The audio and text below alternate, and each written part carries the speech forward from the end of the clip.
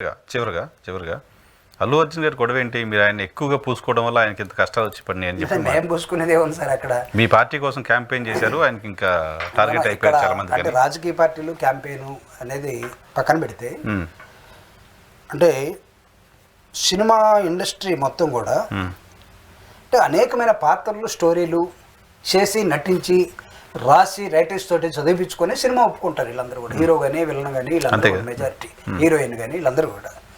కానీ ఇంత ఇన్హ్యూమన్గా ఎందుకుంటారో, వాళ్ళు అంత నేరోగా ఎందుకు ఉండిపోతారో ఈ అంశంలో కనపడతా ఉంది. నువ్వు ఒక పక్క స్టాంపేడ్ జరిగి నీ వల్ల సినిమా వచ్చి చూడు, ఎలాగో ట్రైలర్లో చూసుకొని ఉంటారు మీరు, అది చాలదన్నట్టుగా వచ్చారు. వచ్చిన తర్వాత ఒక హీరో వస్తుంటే ఈ దౌర్భాగ్యం ఏంటంటే అందరూ వచ్చేసి ఎంటబడతా ఉంటారు. వీళ్ళు అనుకుంటారు నాకు ఇంత బలం ఉంది అనుకుంటారు.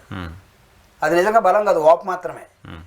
పాపం ఇతను వచ్చాడు, వచ్చిన తర్వాత స్టాంపేడ్ జరిగింది, లోపల పోయేంత వరకు తెలియలేదు అనుకుందాం. లోపల పోయిన తర్వాత అక్కడున్న ఏసీపీ కానీ డీసీపీ కానీ పోలీసు వాళ్ళు కానీ అతనికో అతని మేనేజర్కో when news is confirmed or informed, నువ్వు అసలు ఒక హీరోగా నువ్వు చేయాల్సింది ఏంటి? ఫ్యామిలీ దగ్గరికి వెళ్ళి ఉండాలి. కనీసం మానవత్వం, ఫ్యామిలీ వదిలిపెట్టండి సార్. అయ్యో ఇలా జరిగిందా కన్సర్న్ కనీసం, అవునా నిజంగా జరిగిందా, ఫ్యామిలీతో వచ్చి ఉండొచ్చు. మీరు కూర్చోండి, నేను ఇప్పుడే వస్తాను. అది కూడా సినిమా అనుకోండి, ఒకటి సినిమాలో యాక్షన్ అనుకోండి సార్, పార్టీ అనుకోండి, ఒక పార్టీ అనుకోండి. అంతేగాని కల్పన అమ్ముకున్నట్టు, లేకపోతే ఒక కుంటోడి వేషం వేసి బీడీలు తాగి భుజం మీద నిప్పుతోటి సిగరెట్ కాల్చుకొని, ఇది సినిమాలో అండి. ఇది బయట ఏమైంది? ఇప్పుడు నీ దిష్టి బొమ్మలు తగలబెడుతున్నారు ఇక్కడ. అంటే ఏం ఆశిస్తున్నారు ప్రజలు? ప్రభుత్వం ఏం ఆశించింది? నిన్న రేవంత్ రెడ్డి అసెంబ్లీలో మాట్లాడాడు, ఎన్ని యాంగిల్స్లో మాట్లాడాడు అతను. అంటే నేను రేవంత్ రెడ్డి మాట్లాడు కాబట్టి నేను చెప్పట్లేదు. అంటే రేవంత్ రెడ్డి గారు ఇక్కడ ఇప్పుడు తీసుకున్న నిర్ణయాన్ని గతంలో వైసీపీ ఏపీలో టికెట్ల ధరల పెంపు అంశానికి సంబంధించి తీసుకున్న నిర్ణయం ఆల్మోస్ట్ సేమ్ డెసిషన్స్. ఆ రోజు మొత్తం ఇండస్ట్రీ వైసీపీని ఒక విలన్గా చూశారు.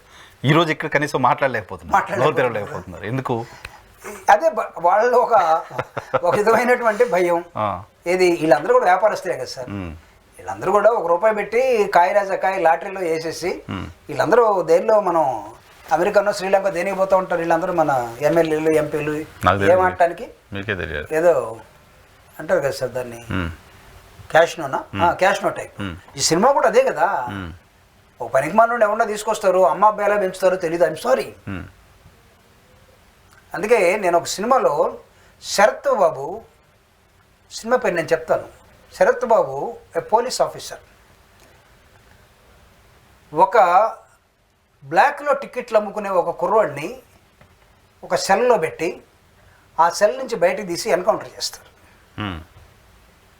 ఆ సెల్లో ఉన్నప్పుడు ఆ ఎన్కౌంటర్ కాబడ్డ వ్యక్తి పేరు ఏంటంటే నీలాంబరావు పాత్ర. ఈ శరత్ బాబు పోలీస్ స్టేషన్లో వచ్చి అతను ఎన్కౌంటర్ చేసేటనే ప్రజా ఉద్యమం వస్తుంది. వస్తే ఈయన ఇన్వెస్టిగేషన్లో మామూలుగా వచ్చి, నీలాంబరం ఆ సెల్లో నువ్వు కూడా ఉన్నావు కదా, జరిగిన దాని గురించి ఏమన్నా నాకు చెప్పగలవా అంటే, ఇతను ఆఫీసర్ అని కూడా ఏం చెప్పలేదు, సినిమా మాత్రం నేను చెప్తున్నాను సార్. అంటే నా హృదయానికి అత్తుకుంది కాబట్టి ఆ పాత్ర శరత్ బాబు గారిది, ఆ నీలాంబరం పాత్ర. అతను నీలాంబరం అనేవాడు ఆన్సర్ చెప్పకుండా ఏం జరిగిందో, అతను ఏమైపోయాడో అనేదానికి ఏం చెప్పలేక బోర్డు ఏడ్చేసాడు. చాలు, నీ దగ్గర నాకు ఆన్సర్ దొరికింది, నీలో ఇంకా కన్నీళ్లు మిగిలే ఉన్నాయి, ఐ గాట్ ఆన్సర్. నీలో కన్నీళ్ళు లేవా? ఒక ఆడబిడ్డ నీ సినిమా కోసం వచ్చి నిన్ను చూడటానికి వస్తే స్టాంపేడ్లో తొక్కిస్తున్నట్లు లీగల్ ఇష్యూస్ వస్తాయి, అందుకోసం వెళ్ళలేదు సార్. తర్వాత ఏమైనా చెప్పుకోండి సార్, స్పార్క్ ఎక్కడి నుంచి రావాలి? నీ మేనేజర్ ఏంటి? What for your manager? Heart respond కావాలి కదా సార్. ఇప్పుడు అతను అయ్యి ఉంటే దేవుడు అయ్యేవాడు, సొసైటీ నుంచి మద్దతు ఉండేది కదా. ఇప్పుడు అవలేదు, ఏం జరిగింది? పాపం రోజు కోర్టు తిరగాల, మళ్ళీ అరెస్ట్ అయి ఉన్నాడు, బెయిల్ మళ్ళీ ఎప్పుడైనా ఇది కావచ్చు. అందులో ప్రభుత్వం గట్టిగా పట్టుకుంది, ఎందుకు పట్టుకుంది లేదనేది చాలా విషయాలు జరుగుతూ ఉంటాయి. కానీ ఇక్కడ ఎందుకు పట్టుకుందో ఏదో నాకైతే తెలియదు. బట్ అతని వైపు నుంచి మిస్టేక్స్ కనపడుతున్నాయి, హీరో వైపు నుంచి మిస్టేక్స్ కనపడతా ఉన్నాయి. ఇందాక అడిగినటువంటి 3 hours ఇంట్రాగేషన్లో ఆమె చనిపోయిన విషయం నీకు తెలుసా తెలియదు అంటే టీవీలో వస్తుంది, నాకు తెలియదు అంతవరకు, స్క్రోలింగ్లో ఆ విషయంలో మౌనంగా ఉన్నాడు. దాని మౌనానికి అర్థం ఏంటి? పాప అతను చెప్పలేకపోతున్నాడు కదా, నాకు తెలిసింది కానీ నేను ఎందుకో ఆ మూమెంట్లో రియాక్ట్ కాలేకపోయాను అని చెప్పలేక, అంతకుముందు అబద్ధం ఆడాడు కాబట్టి నాకు ఎవరు చెప్పలేదని, ఇప్పుడు చెప్పలేక తెలిసిన తర్వాత మౌనంగా ఉన్నాడు. అది ఆన్సర్ కదా, మౌనం ఇట్ సెల్ఫ్ ఆన్సర్ కదా. పాపం ఆ విధంగా దొరికిపోయినాడు. నేను ఇక్కడ ఏమంటానంటే సార్, అసలు నీలో నువ్వు ఒక పెద్ద నాయకుడు అయిన తర్వాత లేకపోతే యాక్టర్ అయిన తర్వాత నీకు సమాజాన్ని ఎక్కువగా తెలుసుకునే అవకాశాలను నువ్వు నిర్మించుకోవాలి కదా. ఎలా ఉంటావు నువ్వు అడవిల గురించి తెలుసు, అడవిలో ఏ మొక్కకి ఫారెన్లో బిజినెస్ ఉందో తెలుసు, స్టోరీ రాస్తాడు వాడు, సినిమా లేదు సార్, దాని మీద నువ్వు విలను. అతను ఇన్ టైంలో ప్రాపర్గా రియాక్ట్ అయ్యి ఉంటే డెఫినెట్గా సొసైటీ నుంచి ఇంకాస్త ఎక్కువ మద్దతు ఇప్పుడు దొరుకుతుండేది. ఎక్కడ అవుతారు సార్, నేను అనకూడదు కానీ ఎక్కడ అవుతారు. వాళ్ళ నాన్నగారు ప్రజారాజ్యం పార్టీలో పెట్టినప్పుడు టికెట్లకి నువ్వు ఎంత పెడతావు ఎలక్షన్లు అంటే, డబ్బులు లేవంటే మీ దగ్గర ఆస్తులను రాసి ఏమైనా అడగలేదా? తెలియదు నాకు. సరేలే, పేపర్లో వచ్చింది చరిత్ర. ప్రజారాజ్యం పార్టీలో ఎవరు అడిగినా చెప్తారు. అంటే అక్కడి నుంచి వచ్చిన అతను నిజానికి అప్పుడు పార్టీని కూడా ప్రాపర్ గా హ్యాండిల్ చేయలేదు. చేస్తుంటే పార్టీ నిజానికి ఇంకా బాగుండేది. పచ్చినదే కాదు కదా, చిరంజీవి గారి కృషి చాలా ఉండింది కదా అప్పుడు.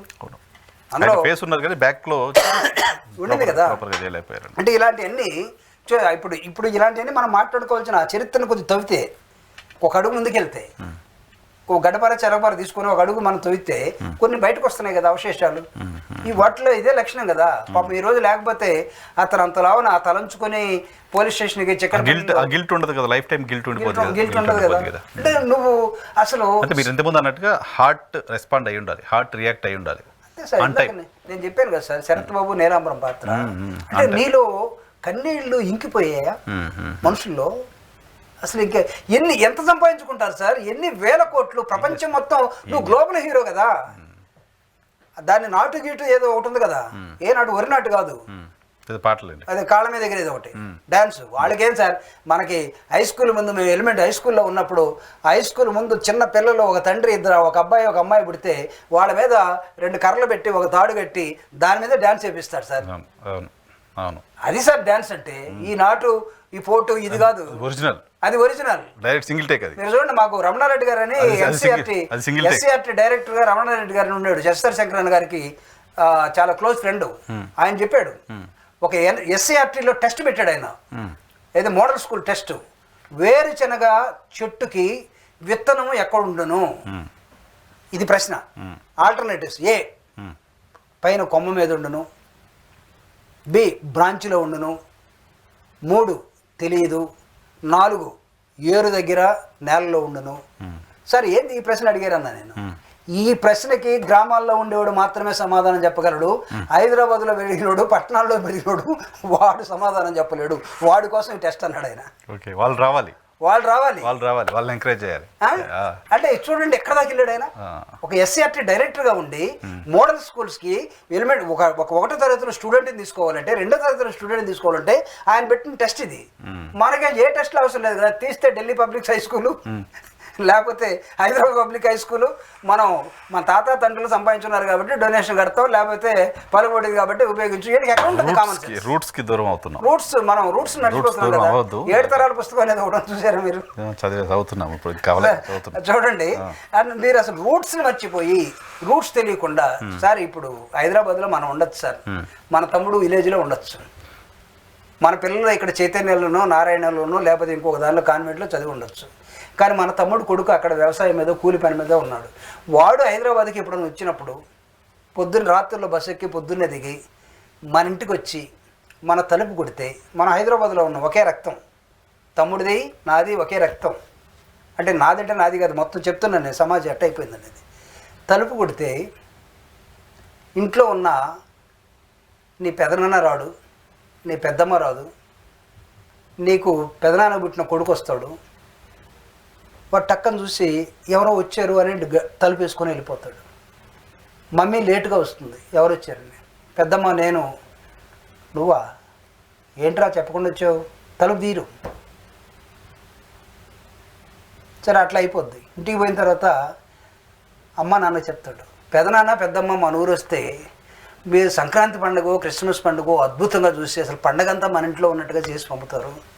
నేను హైదరాబాద్ ఎంసెట్ కౌన్సిలింగ్కి వెళ్ళి ఎక్కడో తెలియక పెదనాన్న ఇంటికి వెళితే డోర్ కొట్టినా రాలేదు, వచ్చిన తర్వాత కూడా నాకు గంట సేపు రెస్పాన్స్ లేదు, ఇంట్లోకి పిలవలేదు, ఇట్లా ఉన్నారు అని అంటే ఏమన్నారు సార్? రూట్స్ అది మిస్ అవుతుంది సార్, నిజంగా హ్యూమన్ టచ్ పోతుంది, ఎవరు క్యారీ చేయకుండా నేను ఎక్కడ వదిలేస్తున్నారు. ఎందుకు నువ్వు ప్రపంచవ్యాప్తంగా రిలీజ్ చేసుకుని ఇన్ని కోట్ల డబ్బులు సంపాదించుకొని ఇంకా వయసు ఉంది కదా, సరేలే చూద్దాం. అసలు ఒక ఎలిమెంట్ నువ్వు మిస్ అయితే ఏది హ్యూమన్ అనేది అదే హ్యుమానిటీ